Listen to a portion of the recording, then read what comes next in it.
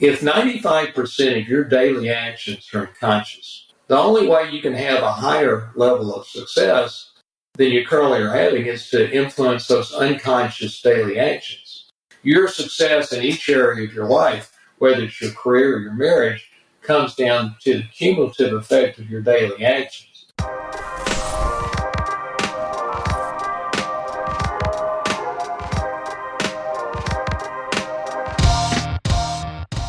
Welcome to the Construction Disruption Podcast, where we uncover the future of building and remodeling. I'm Seth Heckerman of Isaiah Industries, and with me today is co-host Ryan Bell. So Ryan, we are getting to do this interview together. Todd is unable to join us this morning, so excited about that. Todd usually kicks us off with a couple of dad jokes. I know you are a connoisseur of dad jokes as well and have a couple for us to start off with here this morning. I do. What do you call a factory that makes okay products? I do not know. A satisfactory. There we go. That's a good one. One more. How do you track Will Smith in the snow? No idea. You follow the Fresh Prince. One of my favorites. So good deal. Yeah, I think I only have my Twitter account still active because I follow the dad jokes feed on there. So those are some good ones. But well, thank you, Ryan. For those of you listening, we know that here on Construction Disruption, we cover a wide range of topics. All of them are focused on helping those in the building and remodeling industry propel us to greater level of success. So over our episodes, we have covered a varied topics such as new sales technologies, 3D printing, worker recruitment and training, trying to solve the skilled labor shortage we're all facing, and even senior housing. But in this episode, we're going to take a look at those, day-to-day practices which can create success for any of us. And we are joined today by John Mitchell. Hailing from Austin, Texas, John is the founder of Think It, Be It, a human performance company for high achievers. John teaches the full secret to success from Napoleon Hill's best-selling Think and Grow Rich, and he teaches how to apply that secret in just 12 minutes a day. So, John, thank you so much. Welcome to Construction Disruption. Appreciate you joining us here this morning. Hey, glad to be here. Fantastic. So just with that brief and simple introduction, no doubt our listeners and viewers are anxious to hear what you have to say. John, you grew up in Texas, graduated from University of Texas at Austin. Your background, you went into the business world as a CPA and eventually became an entrepreneur. And you had what most folks would call a solid success, a great career.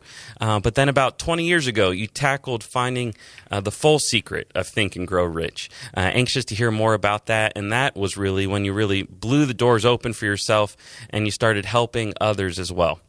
So what was your career up until about 20 years ago, and what brought you to this place of knowing that there had to be more out there for your career, your life, and those around you? Well, Seth, like you said, I started out as a CPA, and when I got to be 30, I decided I wanted to be an entrepreneur, and I launched into the real estate industry as a developer.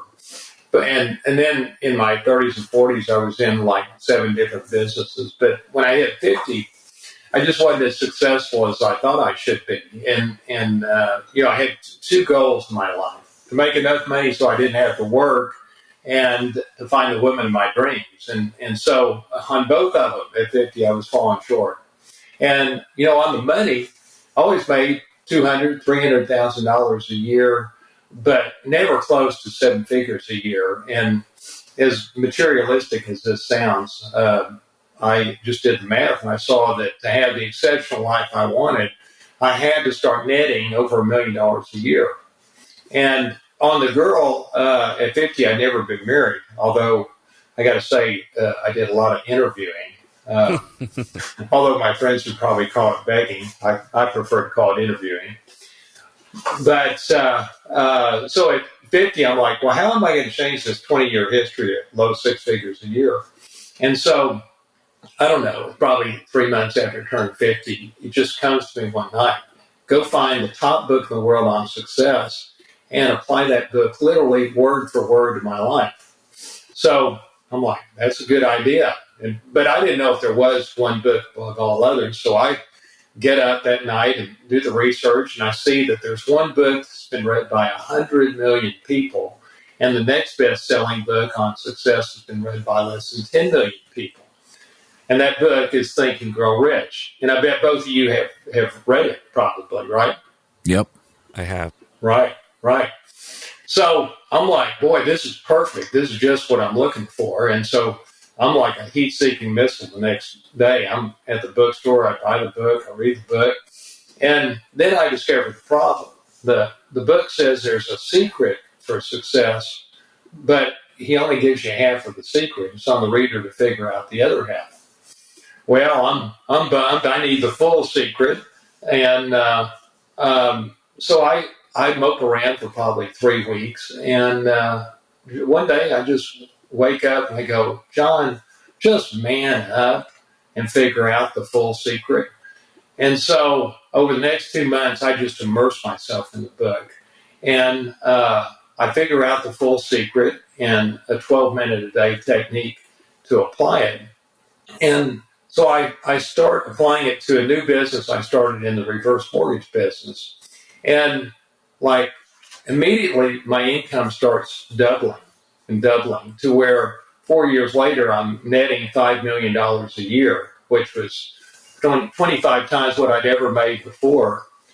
And of course I felt so blessed but I could see why it was happening. I mean, for the first time ever, I was proactively influencing my autopilot.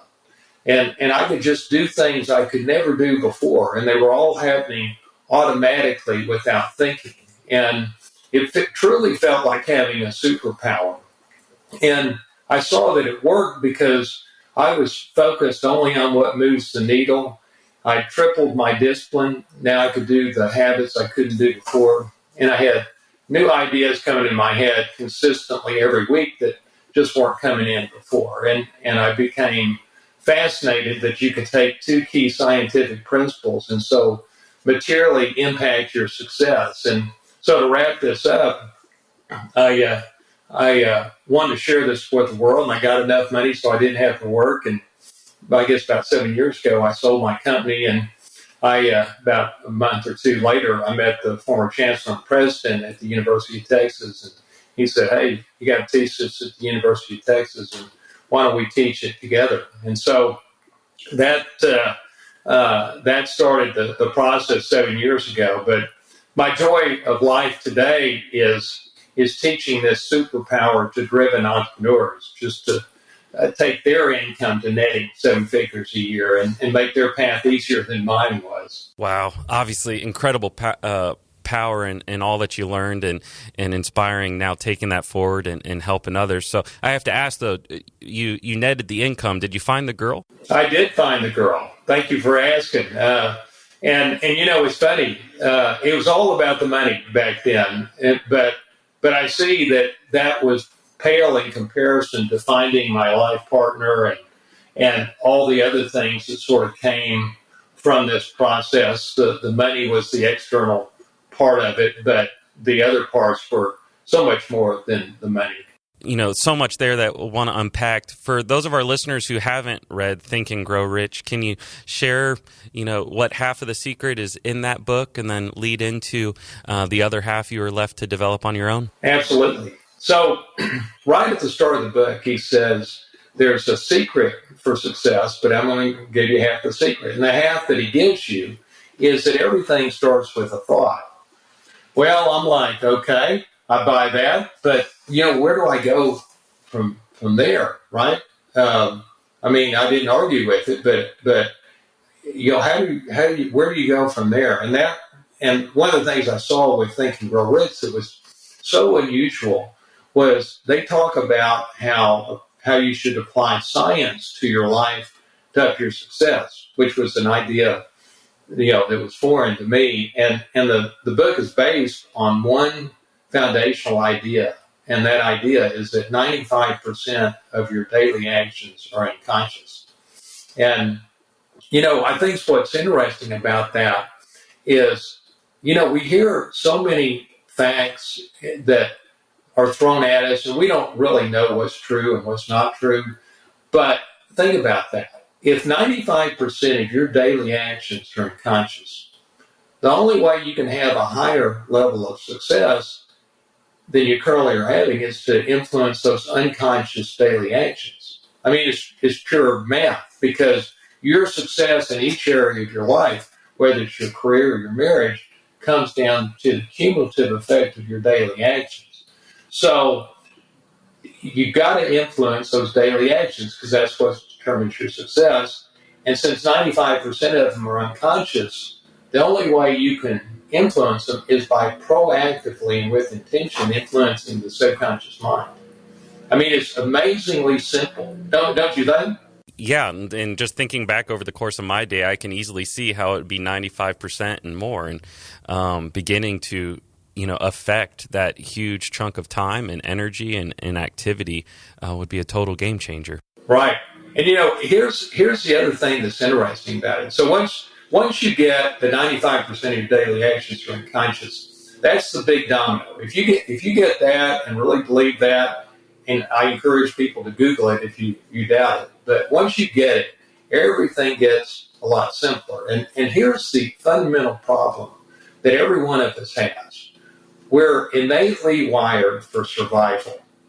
And couple that with 95% of your daily actions being unconscious, here's the effect of that. When you open your eyes each morning, first of all, you're on autopilot most of the day, innately wired to be fear-based, reactive, and negative. Because you're wired for survival. That's how you're innately wired, which was great when we were running from lions, and daily survival was a big deal. But it's exactly the opposite of the way you need to be if you want to be productive, creative, and happy. And so often I see with people that I work with, they tell me I have this innate feeling that I'm playing this game of life at 20 or 30% of my potential. And boy, that I relate to that too. Well, that's why, because if you're not doing anything to override that innate programming, of course you're operating way under your potential. And I think this is so foundational to understand that you overcome your innate programming by overlaying a new programming that's again based on Think and Grow Rich, that gears you to be productive, creative, and happy instead of fear-based and reactive. Fantastic. I love that. Yeah, those three words of the goal of that transformation: productive, creative, and happy. Right. We can be more of each of those three things. We're going to be more successful and more satisfied, no doubt. Right. Could I share with you one other thing, sort of the science? I'm going to tell you sort of the secret and all that, but one of the foundational things I think for the audience to understand, besides the other things I've just mentioned, is that here's how the human mind works. The conscious mind sets your intention, and it's influenced by logic. But the subconscious mind is only influenced by repetition. And I'll give you an example of this.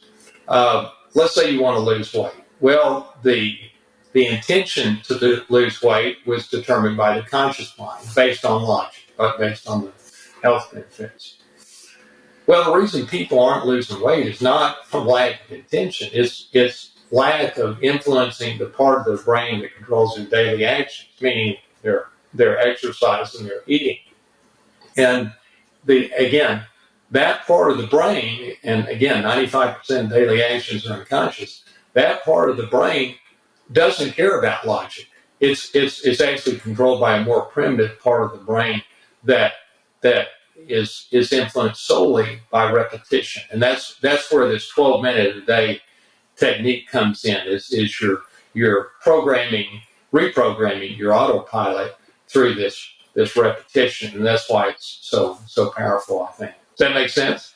Yeah, absolutely. And, reading ahead of this interview and listening to some others that you've done, you mentioned frequently these two key scientific principles. So just to make sure, we're clear on what those two keys are, is it this idea, the subconscious versus conscious distinction? Yeah. And then the wired for survival element that, we default to if we're not influencing the programming ourselves? Right, right. There's probably 4 or 5 sort of foundational scientific principles, and another one that's pivotal is, I don't know if you know too much about the reticular activating system, which is basically the filter for the brain. And when you program yourself properly, you bring in things into your consciousness that aren't coming in now, and so that's another key part of the science on it. Yeah, we all want to know then, how do we take control of these key elements that, so often we're just are running in the background that we have no control over, through this only 12 minutes a day that can really transform our lives moving forward. Okay. Well, let me explain it. So as I mentioned, the part that it gives you is that everything starts with a thought. Well, once I spent 2 months and immersed myself in it, I realized that the full secret is what you envision in detail on a daily basis is what shows up in your life. And what that really means is when you step back from your life and you create immense clarity, exactly the person you want to be, exactly what you want to accomplish, and precisely how you're going to achieve your clearly defined goals, and you create that clarity, and then you feed that clarity to yourself 12 minutes a day. After about 21 days, the science kicks in and the magic starts to happen. The subconscious mind starts accepting that programming, and it influences those unconscious daily actions. And then the upgraded daily actions create the life you want. I mean, it's powerfully simple. You follow that? Yeah, so through that repetition, you're helping your subconscious, see that vision for itself and start working toward that end. Is that right? And here's another thing: the subconscious mind doesn't respond to things that are general. So, and that's the art of this: is as you're creating this clarity, you have to make it very specific. Like, you can't tell your subconscious mind, "I'm going to be successful." Way too general. You got to explain to it, here's what successful looks like. Exactly. Here's the behaviors that I need to take to be successful. And so that's the other thing, sort of in this process of creating this clarity. You're defining, here's the ideal me, myself, regarding my health, regarding my marriage, regarding my spirituality, and regarding my business. So you create clarity and being specific in those 5 areas. And then you also define the improvements in each area. You're also essentially living your life quarter by quarter, and you're defining 3 goals, one each quarter, one for your career, one for your marriage, one for your health.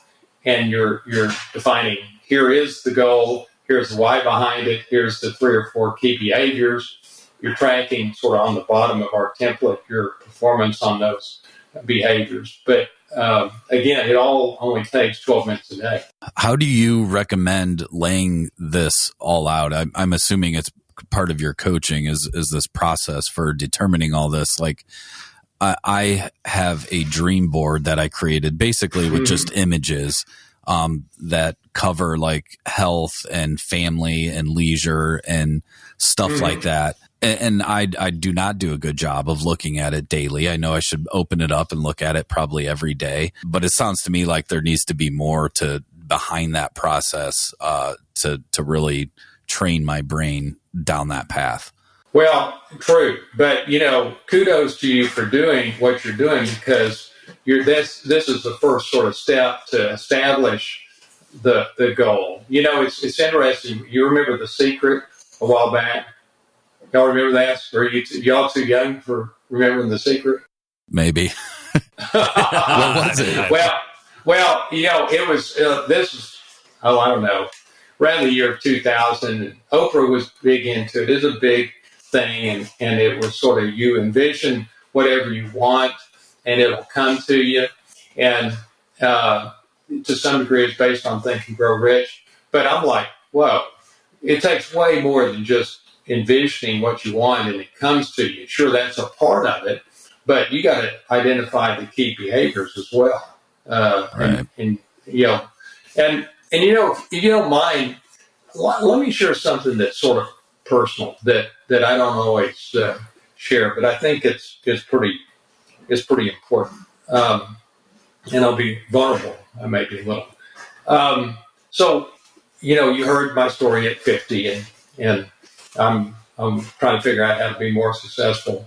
Well, the other thing that was sort of going on in my life was my mom was dying of pancreatic cancer, and I remember, like, every day I'd go to the hospital after work and see her, and spend time with her, and then I'd walk out in the cold, dark parking lot and just cry my eyes out because I knew I was losing her, and I didn't want her to see me crying because then she would know that she was dying. She probably knew anyway, but and so this goes on for like 2 months, and I see that what was really going on with me was, like, my parents gave me everything. They sent me to Jesuit High School in Dallas, the best schooling, even though they probably couldn't afford it.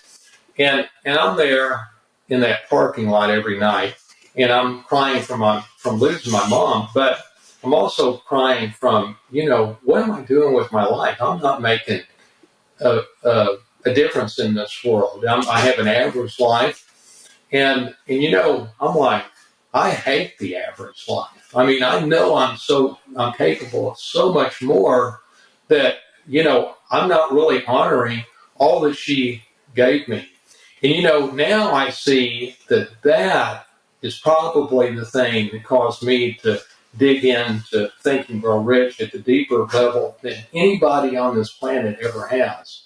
And I see that, that appreciating how precious life is was such a game changer for me. And as I started, dealing with all that, and, it was obviously very emotional, one of the things that I started to look at was, I'm like, I think I'm a really competent entrepreneur. And, if you'd asked me to rate myself on a scale of 1 to 10 as an entrepreneur, I probably would have rated myself probably an 8 in my 30s and 40s.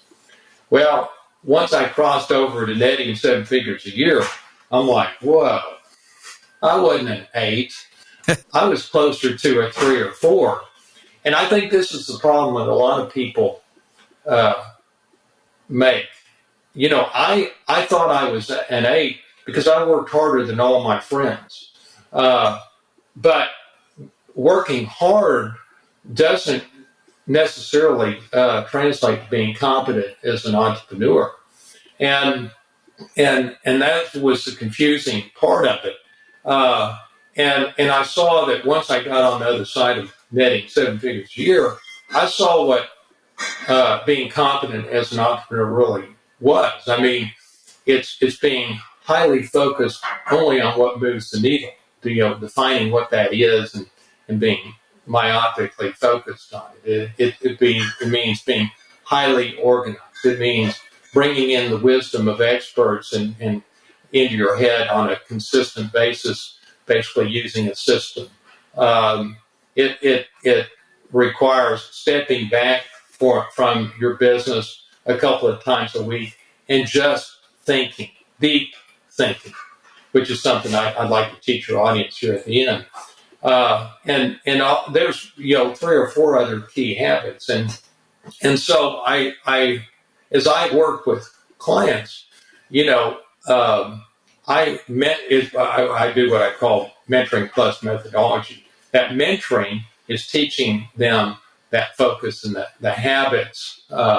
But I think the thing that separates this from everything else in the human achievement field is that we make those habits and that focus show up automatically without thinking in your thoughts and actions. And I see that in the coaching business and the success and human achievement field today, generally what is taught is strategies, and oftentimes really good strategies. But hey, you got great strategies coming out your ears. what you got to have is those great strategies show up automatically without thinking. And that's exactly what separates this from everything else in the human achievement field. And that's why I refer to it as a superpower. Well, it is a superpower if you really can truly influence your autopilot, so stuff is happening automatically without thinking.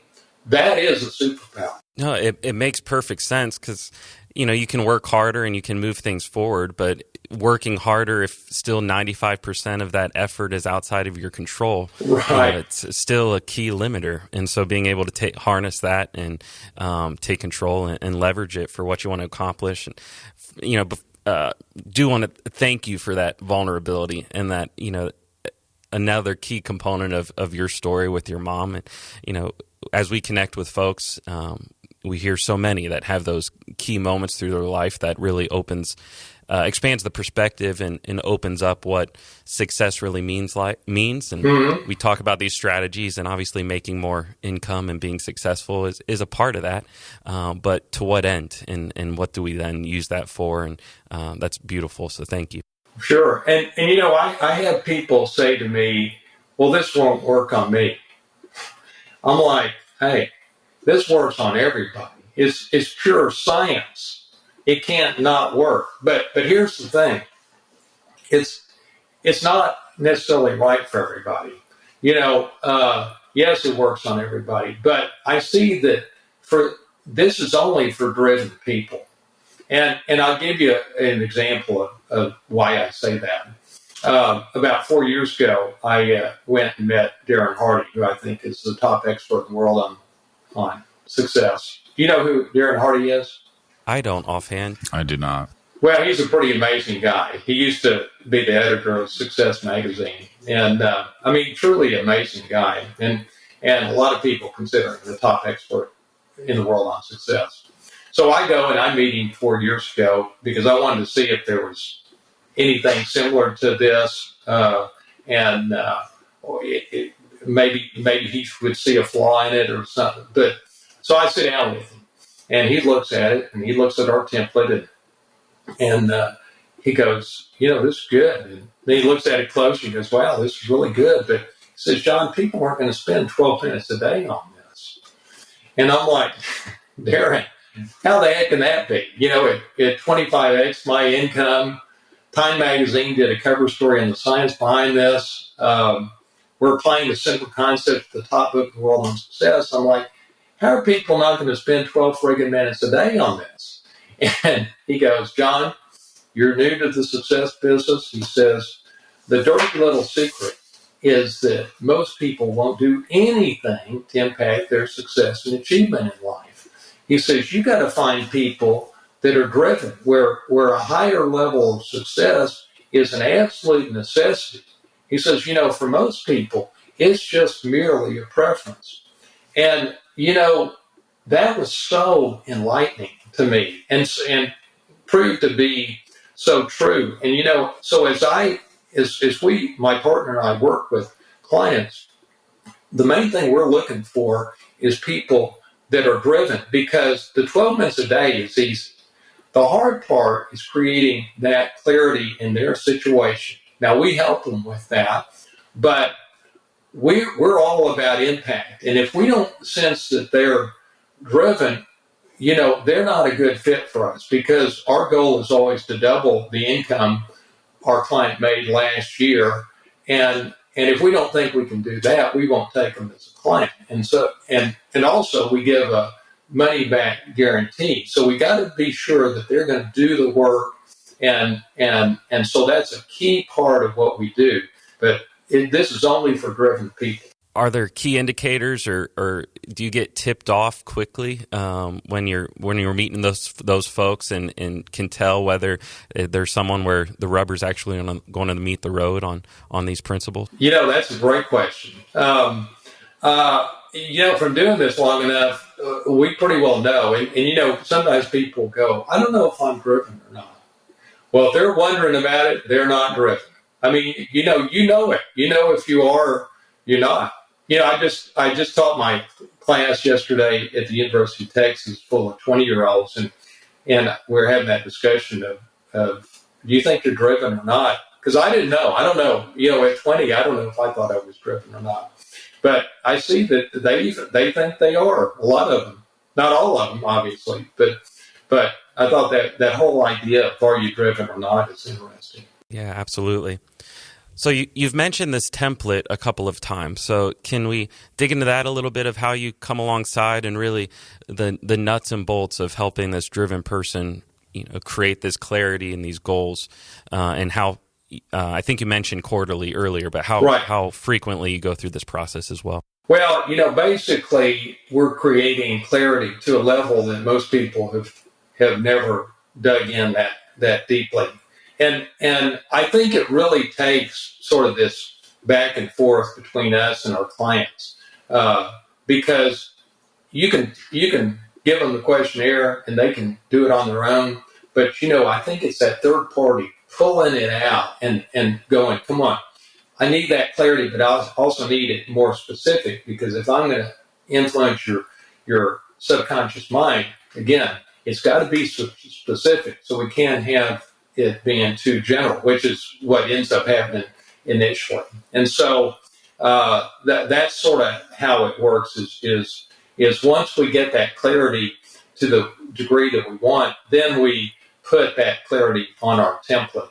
And then once it's on the template, it evolves and with them, they'll make changes to it on an ongoing basis, but big changes on a quarterly basis, but sort of ongoing changes throughout the process. And, one of the things that we see with this is it gives people an immense sense of control over their life to a level beyond what they've ever experienced before, because, they're having real clarity about here's who I am, here's my top 3 values, here's what I'm about. Here's how I am in my marriage. Here's my goals in my business. And, in the business, we'll have them define what my business looks like 3 years from now, the 4 or 5 milestones to get there, the strategy for success, the 2 or 3 things that move the needle, your succinct business plan, the linchpin issue to go to the next level. There's like 6 or 7 key things. And you can imagine if you're creating immense clarity with that and you're feeding it to yourself every day, of course you feel this amazing sense of control over your life. And I see that what we all want more than anything else is control over our life, because we oftentimes don't feel it. And that's why stress just goes away when you do this, because stress is always related to your sense of control over your life. Does that make sense? Of course. It goes back to that original wiring you mentioned earlier. If we're constantly afraid and looking for threats, and if we can eliminate that and feel like we're setting our own course, that stress starts to diminish. Right. I'll give you an example. We're talking about the money. But I'll show you how this sort of happens automatically without thinking, and this just happened not too long ago. So I was going to go to San Antonio to visit with one of my clients, and my wife was going to join me. And San Antonio is about 90 miles from Austin. So I tell Ginger, I go, listen, just meet me at Starbucks, and we'll drive off together. So I go and I get to Starbucks before she does. And it's around Christmas, and so I decide I'm going to have a brownie. Well, I have that brownie, and I'm eating that brownie, and one of the things that I feed myself in my 12 minutes a day is that I'm aware of everything I put in my mouth, okay? So I'm eating that brownie, and I'm aware of it, and the brownie's not very good. I'm aware of that. But I finished the brownie. And so we get in the car, we go to San Antonio. I don't feel very good. I've certainly lost my appetite. And I get home that night, and I'm like, I'm going to change my template. And I'm going to change it one word from instead of aware, I'm evaluating everything I put in my mouth. instead of being aware of everything I'm putting in my mouth, I'm now evaluating. Well, the next day, Ginger and I go and meet her son for dinner at a Mexican food restaurant, and I order tacos, and they come, and then they're not very good.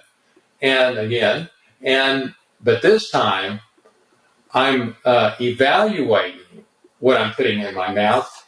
This time, I just slide those tacos away, and I don't eat another bite of it. And all this happens automatically without thinking. And that night, I'm laying in bed. I'm like, wow, that is amazing. How I'm reprogramming my autopilot, and changing one word changes the behavior of eating the whole thing versus pushing it away.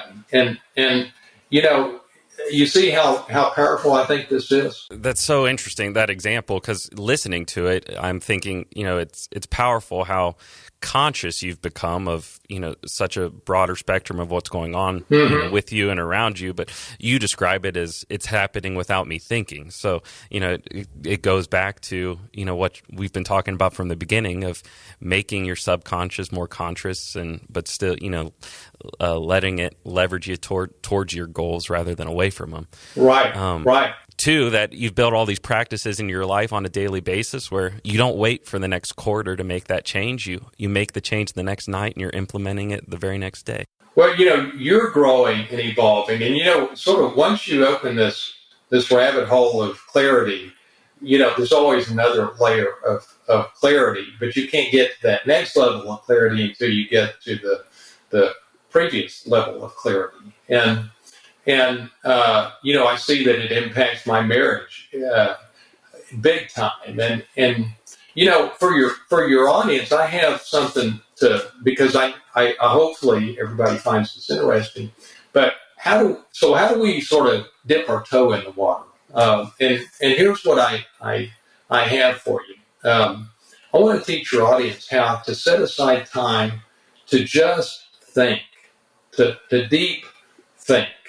And this is a habit that the top entrepreneurs in the world do, like Elon Musk and Bill Gates. But it's something few people do. And I love that your audience is in the real estate business because, that's where I started. And I see how powerful this idea of thinking 2 times a week is. And here's how you do it. So first of all, each thinking session can be about 30 minutes. So you decide, where am I going to do it, or when I'm going to do it, probably first. I do it on Wednesday mornings and Saturday mornings or Sunday mornings. Wednesday because you're halfway through your week, and the weekend because you're just more reflective. Then where are you going to do it? Usually your most comfortable place in your house. Like I live on Lake Austin and have a deck that's on the lake, and so I go out there. But wherever you want to do it, that's your favorite place, not your normal workstation, but your favorite place. And then each thinking session is going to be 30 minutes long, and there's three steps to this. So the first 10 minutes, and as you're staring down at your thinking tablet, which is basically a blank sheet of paper with in a nice leather binder. So as you're staring that blank sheets of paper, first 10 minutes, just write whatever comes to you. Whatever comes in your head, just write it down, and stuff will come. Then the second part, figure out a question to ask yourself. And write that question down, and then answer that question. Again, it's important to write that question down and then answer that question.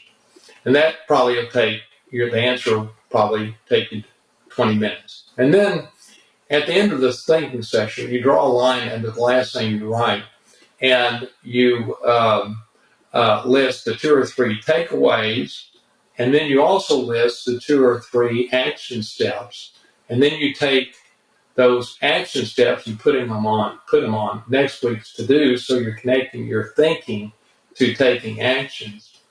And the reason this works, guys, is because when you're proactively influencing your subconscious mind. And what happens is, let's say you get your week going on Monday, and a lot is coming at you. You're talking to people, you're learning things, but in the moment, you don't necessarily understand what's the significance of what you just learned or the conversation you just had to your life. But you give your subconscious mind a couple of days to process it and a venue to feed it back up to you. Watch what happens.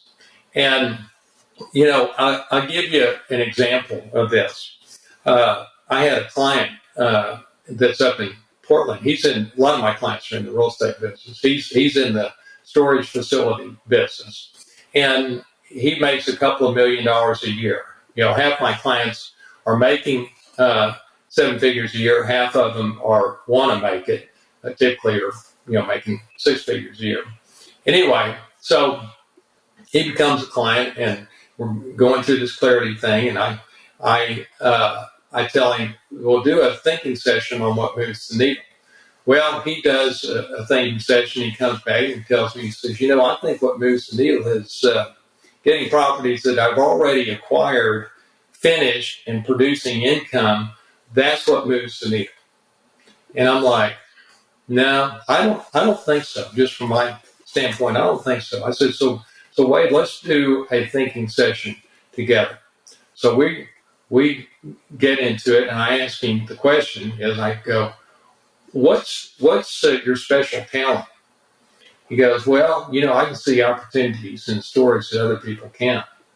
So I'm like, okay, let's just cogitate on that for a minute and not talk. And so we remain quiet for a couple of minutes, and I go, well, Wade, I think what moves the needle in your business is getting more properties in your evaluation pipeline and having metrics around that and a monthly goal. Well, he took that one idea, which was already in his head, and he applied it. Now he's gone from making $2 million a year to $4 million a year, primarily from that one thing. And again, he's the one that's talented. He just had to see at a deeper level what made the difference. Power of that intentional time, which slips away from us. In, like you said, it's leveraging all the processing going on behind the scenes and taking a step away, and really then becoming conscious of what we truly know and making use of it. Right. And for your audience, here's what I got. I got a short video that explains this process of setting aside time to deep think 2 times a week. The video will explain it in more detail. Also, the questions to ask yourself to clue you into it, and also an easy way to buy your thinking tablet through Amazon. I think it costs like $15. And but this is such a game changer, and the key to this is not just, well, okay, I'm going to think twice a week. The bigger picture here is the initial step to proactively and with intention influencing your subconscious mind. Because again, that's what the top book of the world on success is all about. And I think our methodology is how you do it. And this is sort of that first step into it. Fantastic. Where can they find that video? They can go to thinkitbeit.com CD for construction destruction. We're going to set up a separate landing page for your audience. And so if you put it in the show notes, but thinkitbeit.com/CD. Yes, we will link to that in the show notes. And excited to visit it myself. So that's the twice a week practice, twice a week, 30 minutes to walk through that deep thinking exercise. Want to ask here, though, what does your 12 minutes a day look like, or how do you coach your clients on what they use that 12 minutes for after they've gone through the process of creating really specific, clear goals in those 3 areas of their life: personal, relationships, business. Have the action steps, have the metrics. How do they then, every day, take that in 12 minutes to move it forward? Well, basically, once we create that clarity, we put it on our template, and then they can physically hold the template in one hand, which is pretty cool because you're holding your life in one hand. And they just read the template, and they're just feeding it to themselves every day. So that's essentially how it works. So, and I'm sure as part of that, you can't help but kind of visualize it in your mind, what that's going to look like, what that's going to feel like, and start dreaming about all the changes that then come from it. Yeah, and that's a good point. You're reading it, and which then causes you to sort of visualize it. You're basically priming the pump. I mean, like what you're doing with your vision board. That's pure visualization. But I think that what makes it more effective is when you give it more detail and specificity to it through like this, and then you're really priming the pump for seeing the life at a deeper level, and you're actually, through science, impacting your daily actions. Fantastic. John, we are nearing the end of our time together. This has been powerful, just hearing and having this kind of roadmap begun to lay out for us of how taking these intentional steps, having the drive and discipline to take just, small amounts of time each day to be intentional, and what that can do for our lives moving forward. Before we wrap up, is there anything that you had that you wanted to touch on that we haven't touched on yet? One thing that I'll share with you maybe to end this is something that just happened to me not too long ago that I think would be instructive. So my stepdaughter, Hannah, had a baby right around Christmas. I guess it's like the week before Christmas. And so Ginger and I go over there the day after the baby's born, and we're over at her house, and Ginger and Hannah leave me alone with the baby. And so I'm sitting there holding that precious little boy, and I'm thinking, wow, how precious life is. And he's going to live to be 100 years, Think about that. Most babies today will live to be 100 years old. And there's going to be a lot of stuff that happens, but what he makes of his life is going to come down to him taking control of his life and making his life what he wants it, as opposed to, letting life just happen, and his ongoing mindset. And so, I'm thinking about that, and I guess the message for your audience is your life is precious. And if you're feeling the scarcity of time, like I was at 50, you got to step up and make your life what you want it. And you can't keep on doing what you've been doing, because you can get the same results. And I find that this is a new way of doing life, a new way of being an entrepreneur. And just imagine playing the game of life with full control of your life, and where you're influencing your autopilot. And so if this interests you, I want to help you, because I feel so honored and blessed by what this has done to my life. I want to help other people. That's how I honor the blessings I have. Beautiful. Thank you, John. And if someone wants to connect with you to get that help and support, how is the best way to go about connecting with you? Just john@thinkitbeit.com. john@thinkitbeit.com. We'll include that in the show notes as well. Before we finish, the last thing we have here on Construction Disruption is a little bit of a lighthearted ending to each of our conversations that we call our rapid fire question round, where the questions range from a little more silly, some a little more serious. Audience, John does not know if he agrees to answer these questions, any of these questions coming ahead of time. But John, are you willing to answer our rapid fire questions here today? Absolutely. Absolutely. Fantastic. So Ryan and I are going to alternate on these. We have 7 total. So you're going to double team me. Yeah, exactly. Okay. Well, I'm ready for you guys. Here we go. Well, in this one, appropriate for you since you do teach a class, but maybe if you were to teach a class other than what you're teaching currently at University of Austin, if you were a school teacher, what subject would you teach? Great question. It's funny. I'm going to teach my class how to find their mate in life and how to have a great relationship with their mate. Which, think about it, 20 years old, they're clueless about that. But it's so important in life. Beautiful. Yeah. What do you think is one of the most important things one person can say to another? Wow. That's a good question. Let me think about that. I tell you, I think that one of the things that's powerful is when you're talking to somebody, you have a different perspective than they do on life. And I get this just happened to me yesterday. You don't mind. I'm at the doctor's office, and the little girl that's doing the test, and I spent an hour with her. She's 35 years old, and she tells me that she's been a receptionist for 15 years, and now she's moving up.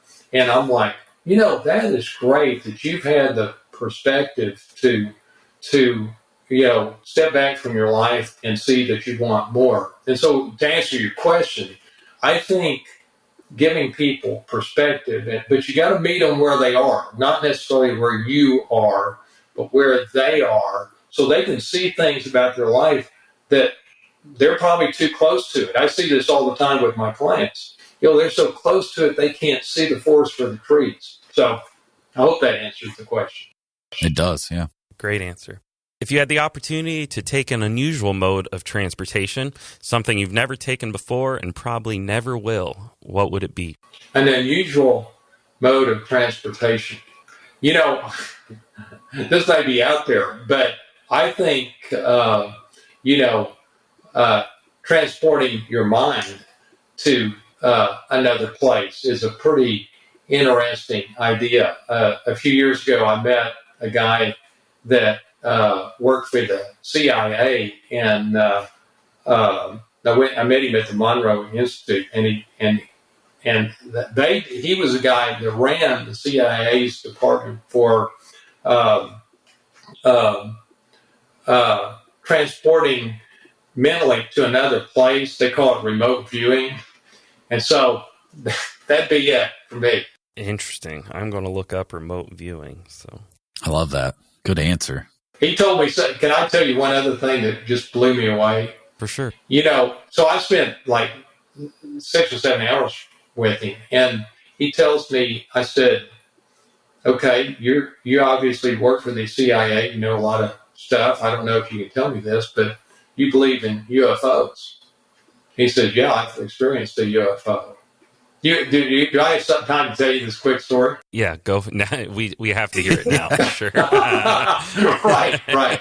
So I said, really? You experienced? Yeah. He says, so I'm stationed in the military out in the area around Bermuda, and the military, the U.S. military, is out there because ships get lost. Not the Bermuda Triangle, but so they have a purpose out there. He says one day he's out there one night with a buddy of his, and again, this isn't a flake. This guy literally is the top guy in the U.S. military that did remote viewing. So he's anything but a crackpot. And he says they're walking on the beach. All of a sudden, this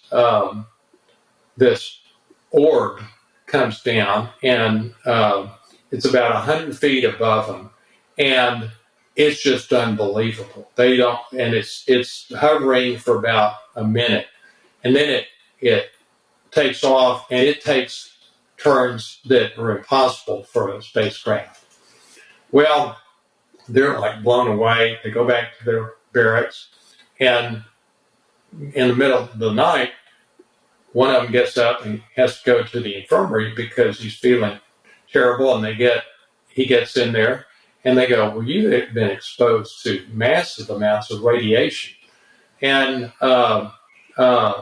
you know, and they go, what happened?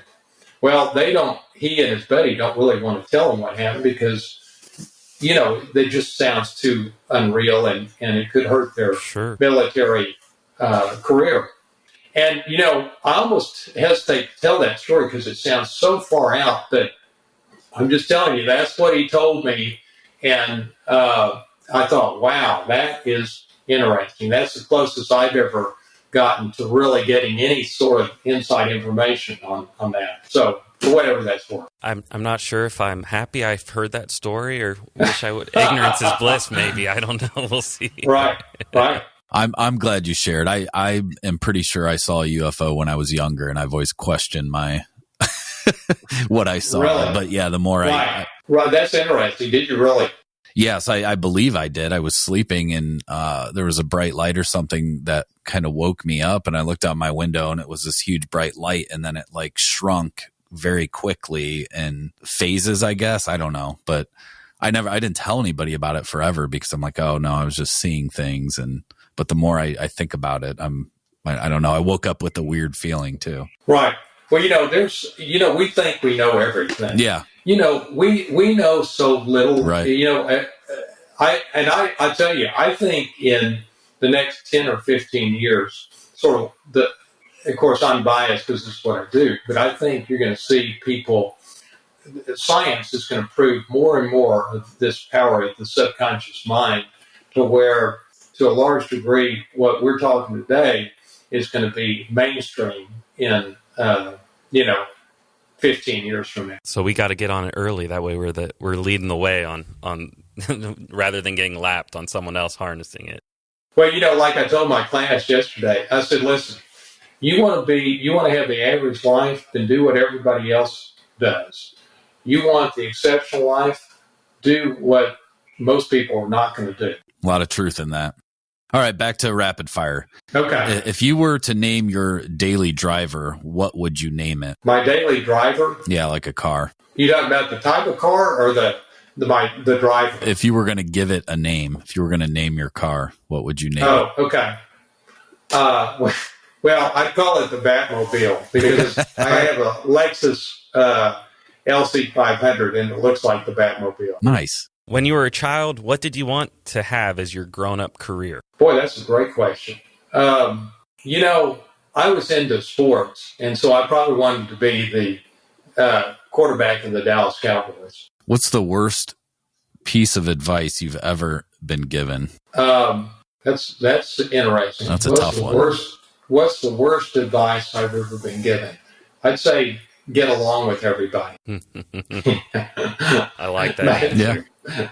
You know, nothing happens if you get along. But yeah, and I don't know. Maybe that's in some cases not helpful. But I see that don't just accept things for the way they are. Sure, harmony does not always equal best for everybody involved. Right. Last one, question number 7. If you had to eat a crayon, what color would you choose? Yellow. That's a good answer. That was quick. Why yellow? I don't know. I think yellow's my favorite color. Good. I love what you're doing here. This is cool. Thank you. Mr. Miller couldn't join us. Todd couldn't join us for the interview, but he joined us with the rapid fire questions. So we'll get to ask him next time what color of a crayon he would eat if he had to eat one. So, John, this has been a pleasure. Thank you so much for joining us and such powerful content.